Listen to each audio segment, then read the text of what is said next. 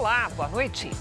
Sobe para 62 o número de mortos pelas chuvas e deslizamentos de terra na zona da Mata Mineira. Temporal também atinge o Rio de Janeiro. Em Paraty, homem arrastado pela enxurrada é salvo por cordão humano. Presidente Lula chama ministro da Fazenda ao Alvorada e quer Fernando Haddad na disputa pelo governo de São Paulo. Agora, no Jornal da Record.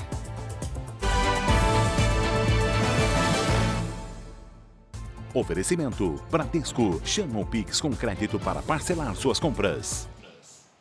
Já são 62 pessoas mortas na tragédia das chuvas na zona da Mata, em Minas Gerais. 56 delas apenas em Juiz de Fora. Vamos conversar com a Maria Fernanda Lutzinger, que acompanhou as buscas na cidade e tem os detalhes para a gente. Boa noite, Maria Fernanda. Oi, Cris. A chuva não dá trégua aqui em Juiz de Fora. Os bombeiros continuam revirando os escombros no terceiro dia de buscas. O Instituto Médico Legal já identificou e entregou às famílias os corpos de 45 vítimas dos deslizamentos. De acordo com a última atualização do Corpo de Bombeiros, 239 pessoas foram resgatadas com vida. A Polícia Civil vai começar nesta sexta-feira um mutirão para que os desabrigados que perderam documentos façam novas carteiras de identidade e certidões de nascimento. Um novo deslizamento foi registrado no Parque Bournier, um dos bairros mais afetados pela chuva. Veja na reportagem de Vinícius Rangel. Correria e pânico na parte alta do bairro. Esta moradora contou que a casa vizinha estava desabando. Eu estava lá dentro com a minha mãe e os meus 2 filhos e eu escutei o barulho e mandei eles saírem. Eu entrei para abrir a janela para ver e tinha um rapaz na escada da casa do lado. Ele falou, sai porque está desabando. Moradores deixaram as casas às pressas. Muitos carregavam os animais, mas algumas pessoas resistiram à ideia de abandonar o imóvel. Eu não queria sair, não. Por quê? Mas o rio... Porque a minha casa não tem perigo, não. Há possibilidade de novos deslizamentos de terra por causa do solo encharcado. Se você quer ajudar ao Corpo de Bombeiros, quer ajudar a Defesa Civil, que saia daquele local, não retorne para buscar ali nenhum tipo de pertence. A chuva de ontem provocou novos deslizamentos e, por isso, mais imóveis foram interditados. Na madrugada, choveu 113 milímetros. O rio transbordou e, mais uma vez, ruas e avenidas ficaram alagadas. Um motociclista foi arrastado pela enxurrada. Vai, mano. Acabou de levar o motoboy aqui, troca. Mais casas desabaram. Aqui, além das casas, a lama também tomou conta da rua. Em toda a cidade, outros 15 pontos estão na mesma situação. Apesar dos trabalhos estarem intensos, o cenário mostra que muito ainda precisa ser feito. No bairro Jockey Club, um cão chamado Pumba foi encontrado preso nos escombros. A casinha dele foi soterrada. As equipes do Corpo de Bombeiros conseguiram remover os destroços até alcançar o cachorro. Vem cá, amigão. Mais de 5.500 pessoas estão desabrigadas ou desalojadas na zona da Mata Mineira. 15 escolas foram transformadas em abrigos. Eu conversei com uma mulher que perdeu 17 familiares. Este é o segundo dia seguido que Maria Aparecida passa no cemitério. 17 pessoas da família dela estão entre as vítimas.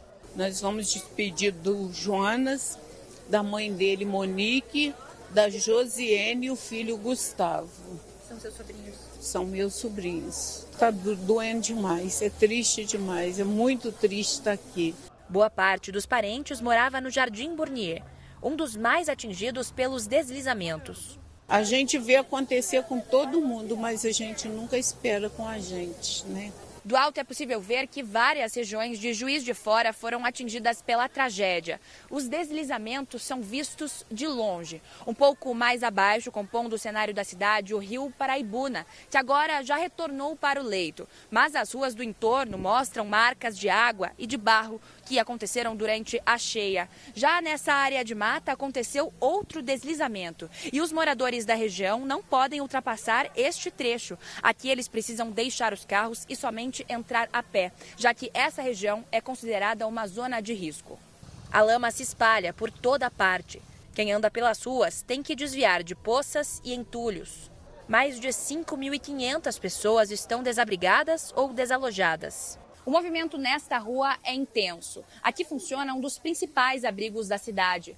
Ao todo, 15 escolas abriram as portas para receber quem perdeu tudo e precisou sair de casa. Aqui neste portão, voluntários fazem o controle de quem pode ou não entrar. E o fluxo é grande, já que, além dos desabrigados, muita gente vem até aqui trazer doações ou pegar donativos para levar para casa.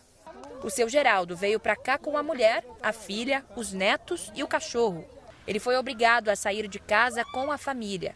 O imóvel dele foi o único a ficar em pé, mas está condenado. Vamos sair no outro dia vamos sair de ônibus, passar para casa do outro vizinho lá, que deixou passar pelo fundo da casa dele. E seguir a vida para frente, né? O Gabriel teve a casa interditada pela Defesa Civil. Trouxe para o abrigo o que considera o mais importante, mas não perdeu a esperança para recomeçar. Só a roupa mesmo e documentação. E minha família, né? Eu, minha esposa e meus 3 filhos. E voltou a chover forte também em Ubá. A Defesa Civil emitiu alerta para o risco de novos deslizamentos. 6 pessoas morreram na cidade. Uma mulher conseguiu sobreviver após ficar mais de 3 horas agarrada a um poste para não ser levada pela enxurrada. O ombro da Edna ainda está marcado. Foram 3 horas e meia de chuva forte e desespero, abraçada a um poste durante a enchente em Ubá. Eu abracei, eu falei, isso é um poste. Mas se é um poste, eu não estou dentro da minha casa. Abracei nesse poste e olhava e tentava firmar o corpo e só água, só água. A rua onde ela morava ficou irreconhecível. A casa não existe mais, nem o restaurante dela. O namorado Luciano foi levado pela enxurrada. Ele ainda não foi encontrado. Quando eu consegui colocar o pé no chão, que a água já tinha baixado, um dos vizinhos pulou a janela dele, me levou para sentar na janela, que a água estava rente à janela, ainda tinha muita água. Alex Lucas, conhecido como Lecão, também está desaparecido. Renato é amigo dele e passou a manhã procurando pelo comerciante. Ele estava tentando ajudar um pessoal ali que estava na galeria do calçadão. E aí a água pegou ele e ele não conseguiu voltar. Luciano e Alex são as 2 pessoas que seguem desaparecidas na cidade. Os 2 estavam nesta avenida quando foram levados pela enxurrada. Essa é uma rua importante, há vários comércios e todos foram invadidos pela água. Há muito entulho e muita lama também, mas o pior está ali no fundo, porque uma ponte e outros 3 prédios desabaram. Um deles é o que aparece neste vídeo. Da concessionária e do prédio residencial que ficava acima, não sobrou quase nada. Agora é realmente remover os escombros para começar a facilitar a vida das pessoas, para poder cada um seguir sua vida. E também voltou a chover forte no litoral norte de São Paulo. Em Ubatuba, a Defesa Civil emitiu alerta para risco de queda de encostas. O temporal derrubou árvores e abriu buracos no asfalto. Neste trecho, a força da água formou uma cachoeira e invadiu a rodovia. Vários pontos de alagamento foram registrados. As equipes da Defesa Civil intensificaram as ações e o monitoramento, principalmente nas áreas de encostas. O solo encharcado na região, por causa da chuva dos últimos dias, aumenta os riscos para desabamentos e deslizamentos de terra. A situação começa a se agravar agora no Rio de Janeiro. Uma forte chuva que começou à tarde e continua em boa parte do estado provocou alagamentos e destruição. O nosso colega Leonardo Aque acompanhou e traz as informações para a gente. Olá, Léo, boa noite. Olá, Cris. Boa noite para você, boa noite a todos. O estado do Rio permanece sob alerta vermelho emitido pelo Instituto Nacional de Meteorologia. Na tarde desta quinta-feira, um forte temporal atingiu a cidade de Paraty. A água invadiu casas, derrubou árvores, arrastou carros, bloqueou estradas e deixou um rastro de destruição por toda a cidade. Mais de 10 bairros foram afetados. O centro histórico de Paraty também foi atingido pela enchente. Agora, por conta do temporal, a Prefeitura de Rio das Ostras, na região dos Lagos, suspendeu as atividades escolares nas unidades do município nesta sexta-feira. O cenário é de atenção em todo o estado. E a chuva também provoca queda nas temperaturas. Aqui na capital, a máxima não deve passar de 28 graus. Cris? Obrigada, Léo. Situação grave sem previsão de solução. Mas agora vamos mudar de assunto, vamos a Brasília, porque Fernando Haddad, que já anunciou que deixará o Ministério da Fazenda, se encontrou agora à noite com o presidente Lula. A Gabriela Milanese acompanhou a movimentação lá no Palácio da Alvorada e traz os detalhes para a gente. Gabriela, há uma forte pressão para o ministro ser candidato. Ele já definiu o que ele vai fazer depois de sair do Ministério da Fazenda?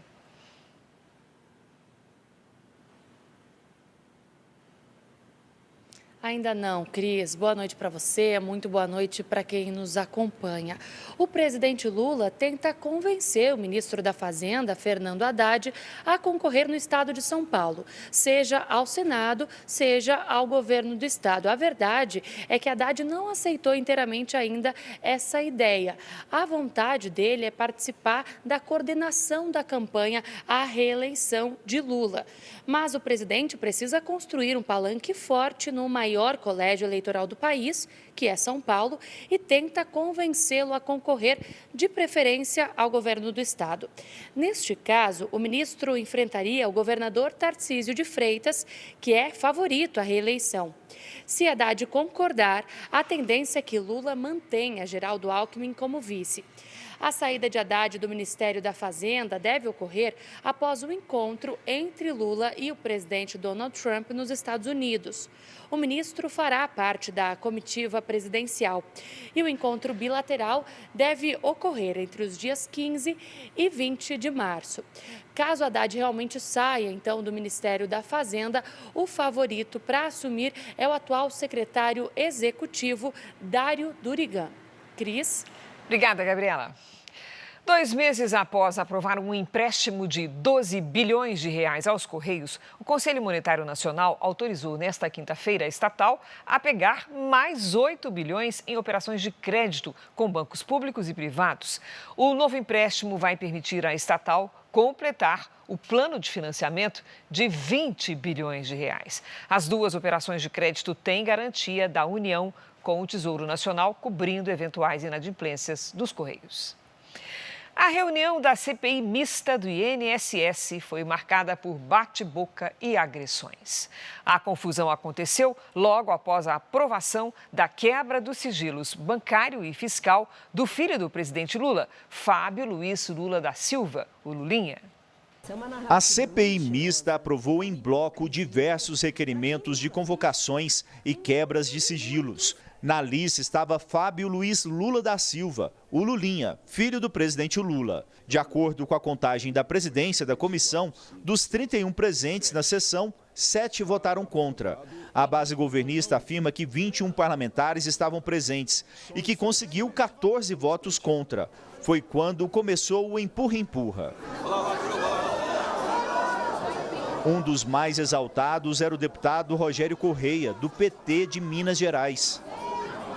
Luiz Lima, do Partido Novo do Rio de Janeiro, disse que foi atingido no rosto por Rogério Correia.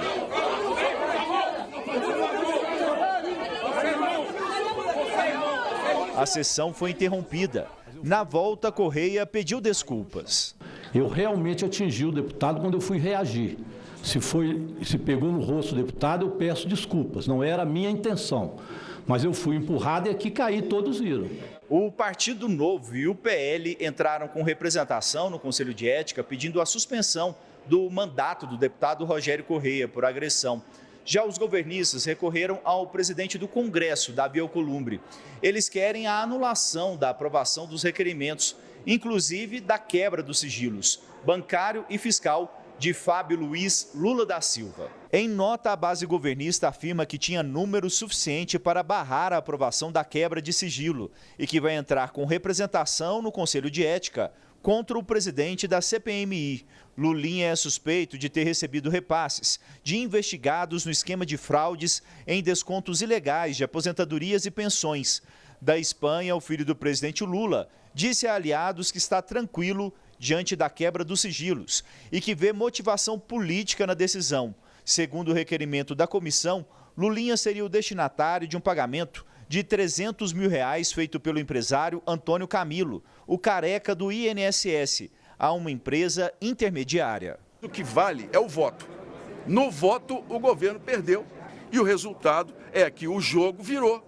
Vieram para cá tentando blindar toda a pauta, não tiveram os votos necessários de acordo com o próprio regimento, a pauta está aprovada e nós vamos dar sequência na CPMI. A CPMI do INSS não foi a única a quebrar os sigilos bancário e fiscal de Lulinha. A medida também foi autorizada em janeiro pelo ministro André Mendonça, do Supremo Tribunal Federal. Ele é relator das investigações sobre as fraudes no INSS e atendeu a um pedido da Polícia Federal. A decisão está sob sigilo. Olha, os governistas tentam convencer o presidente Davi Alcolumbre a conferir nas imagens da sessão quantos senadores governistas estavam de pé para verificar se a contagem do presidente Carlos Viana está correta. A defesa de Fábio Luiz afirmou em nota que está absolutamente tranquila, pois Fábio não teve nenhuma participação nas fraudes do INSS e não cometeu nenhum crime. O Brasil registrou queda de 1 milhão de alunos na educação básica. É o que aponta o Censo Escolar 2025. A educação básica vai dos 4 aos 17 anos e compreende as etapas de educação infantil, ensino fundamental e ensino médio. De acordo com o censo, foram registradas em 2025 pouco mais de 46 milhões de matrículas, 2,3% a menos do que em 2024. Considerando só o ensino médio, a queda de matrículas foi de 5,4%. A rede pública estadual foi a que mais perdeu alunos, enquanto a rede privada registrou uma leve alta de 0,6% nas matrículas. Para o Ministério da Educação, o resultado é reflexo da diminuição da população em idade escolar e do número de alunos que tem repetido de ano. O ministro Camilo Santana destacou os avanços na conectividade das escolas e na oferta de educação em tempo integral. Indicadores brasileiros, comparado com os anos anteriores, nós conseguimos dar um avanço importante, avanço em aumento da inclusão de alunos na escola, na rede municipal e rede estadual da educação pública. Pela primeira vez, nós alcançamos a meta do PNE, que é o Plano Nacional de Educação em Escola de Tempo Integral. A Polícia Federal do Rio de Janeiro afastou preventivamente o ex-deputado Eduardo Bolsonaro do cargo de escrivão por faltas não justificadas. Eduardo deve entregar a arma de fogo e a carteira funcional em até 5 dias úteis. No mês passado, a PF havia determinado que ele retomasse o cargo de escrivão depois de perder o mandato de deputado. Eduardo Bolsonaro diz que é alvo de perseguição política e que, por isso, mora nos Estados Unidos. Foi escolhido em leilão o consórcio que vai construir a nova sede do governo do estado de São Paulo. O investimento estimado é de 6 bilhões de reais para erguer 7 edifícios no centro da capital paulista. 2 consórcios participaram do leilão. O governador de São Paulo bateu o martelo para a melhor proposta. O vencedor ofereceu um desconto de 9,62% no valor dos pagamentos mensais que o governo fará ao longo dos 30 anos da parceria público-privada. A empresa vai construir o novo centro administrativo com 7 edifícios e 10 torres. O complexo vai receber as secretarias estaduais. O Palácio dos Bandeirantes vai continuar como residência oficial do governador.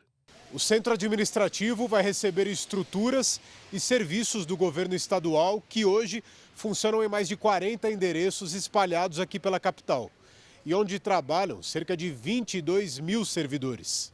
Ainda serão restaurados 17 imóveis tombados. A maior transformação urbana que a gente vai ver na cidade de São Paulo pós-Anhangabaú. O governador também destacou a construção de 6 mil moradias na região central. Eu quero que a pessoa vá para o trabalho a pé, porque ela vai morar próxima do trabalho. E é isso que vai acontecer. Por isso, as 6 mil unidades que vão ser construídas no entorno. A previsão é que as obras do centro administrativo sejam concluídas em 2030. Escolas e alunos de todas as partes do Brasil foram premiados na Olimpíada do Tesouro Direto da Educação Financeira.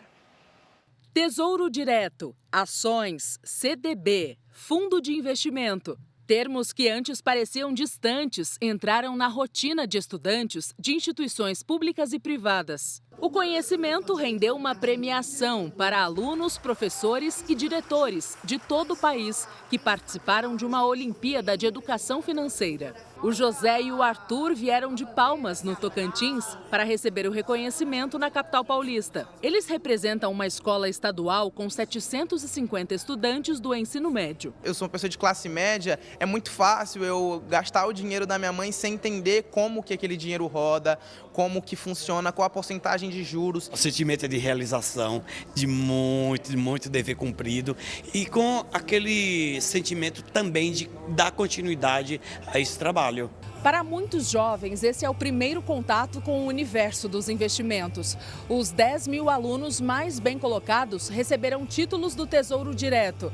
Além disso, 54 escolas públicas premiadas vão receber laboratórios de tecnologia, ciências e biologia. O Estevão, de 17 anos, foi um dos selecionados. Ele é aluno de uma escola pública estadual em Cássia, Minas Gerais. Minha família, sinceramente, por nós mesmos, nós nunca teríamos essa oportunidade. Então, poder estar aqui e esse investimento que a gente tem é algo incrível. Entrar nesse mundo também é uma coisa incrível. Poder pesquisar sobre isso, ver que é um mundo muito grande para quem era muito pequeno. A Olimpíada do Tesouro Direto da Educação Financeira é uma iniciativa da Secretaria do Tesouro Nacional em parceria com a Bolsa de São Paulo. A educação financeira não deixa de ser a aplicação da matemática no dia a dia. Olha, na compra, no cartão de crédito, na poupança daquela família. Então isso torna o aprendizado não só de educação financeira, mas também reforça o aprendizado de matemática e o mais importante, empodera, porque esses alunos com uma medalha no peito, eles se empoderam e sabem que com esforço eles podem conquistar muito mais. Conhecendo a história de cada um deles, a gente vê o quanto que a educação financeira está influenciando num aluno, numa aluna, como que isso influencia o professor, o gestor da escola, a escola como um todo e a comunidade. Então a gente tem visto aqui com os medalhistas o quanto que isso transforma a vida deles. Então a cidadania na veia. No noticiário internacional, Paquistão e Afeganistão entraram em confronto na fronteira dos dois países. Em um comunicado, autoridades do Paquistão disseram que a ofensiva foi uma resposta aos ataques aéreos lançados nos últimos dias. O país afirma que age contra um grupo terrorista. Pelo menos 18 pessoas morreram. Depois da intensa troca de tiros, explosões também foram ouvidas em Cabul, capital do Afeganistão. O governo iraniano confirmou que vai discutir detalhes técnicos com os Estados Unidos na semana que vem sobre um possível acordo nuclear. Houve um avanço nas negociações. O correspondente da Record no Oriente Médio, Vitor Laregina, tem os detalhes. Boa noite, Vitor. Boa noite. Steve Witkoff e Jared Kushner, assessores de Donald Trump, e Abbas Araghchi, chanceler do Irã, tiveram conversas sem mediação em Genebra. O ministro das Relações Exteriores iraniano disse que houve progressos, mas não deu detalhes. Uma nova reunião está prevista para a próxima semana. Os Estados Unidos querem o fim do programa nuclear do Irã. Já Teherã propõe reduzir o enriquecimento de urânio, limitando para fins médicos. As negociações ocorrem sob forte cerco americano, com sanções econômicas em vigor e presença militar reforçada na região. O Irã alerta que pode reagir caso a pressão aumente. De Tel Aviv, Vitor Laregina. Agora o futebol. Neymar brilhou na vitória do Santos contra o Vasco pelo Brasileirão. O Pedro Ramiro acompanhou. Boa noite, Pedro. Oi, Cris. Boa noite para você e para todo mundo que nos acompanha. O Santos entrou pressionado porque tinha sido eliminado no Campeonato Paulista. Mas Neymar chamou a responsabilidade e decidiu a partida. O craque do Peixe abriu o placar no primeiro tempo. Foi o primeiro gol de Neymar no ano. Depois, o Vasco empatou com Barros. E no segundo tempo, com muita categoria, Neymar fechou o placar, 2-1. Com o resultado, o Santos deixou a zona de rebaixamento e o Vasco é o novo lanterna do Brasileirão. Cris. Obrigada, Pedro. Este foi o Jornal da Record. Você fica agora com Fala que eu te escuto. Boa noite, boa sexta-feira para você.